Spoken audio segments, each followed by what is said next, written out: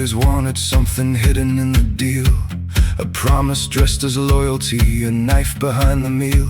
I learned to read the smallest pause, the way a liar breathed, then spent a winter with the dead and found that silence clean. They never changed the story once, never begged me to believe, never swore they loved me while deciding when to leave. So when the border war came north and every oath turned thin, I raised the men beneath the field and let the dead back in. The dead were easier to trust. They never asked me to pretend. They did exactly what I called for and stayed until the bitter end. The living called it desecration. The living ran when blood was drawn. I built my line from those who'd fallen, because the faithful ones were gone.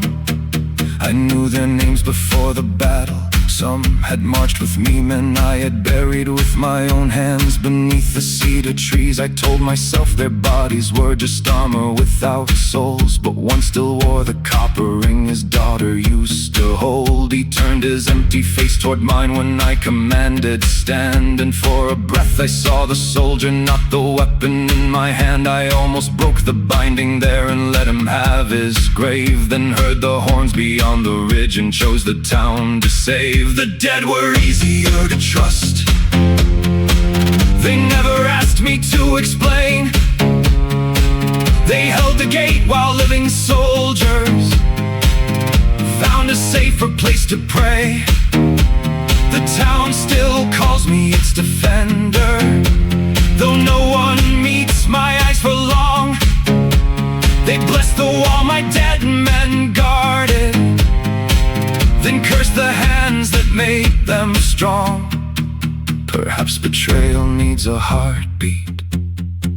Perhaps obedience needs none. Perhaps I only love the dead because they cannot choose to run.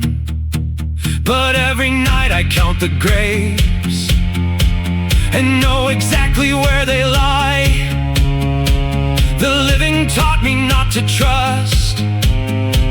The dead never had the chance. The war is done, the fields are quiet, every banner has been burned. They tell me I can lay them down now that the living have returned. I walk among the borrowed bodies and release them one by one, until I reach the copper ring and find my hand will not move on. His daughter waits beyond the gate. She thinks her father rests below. I could return what I have taken, though there's nothing left she'd know, or keep one soldier at my side who never learned to turn away. The dead were easier to trust. I have not buried him today.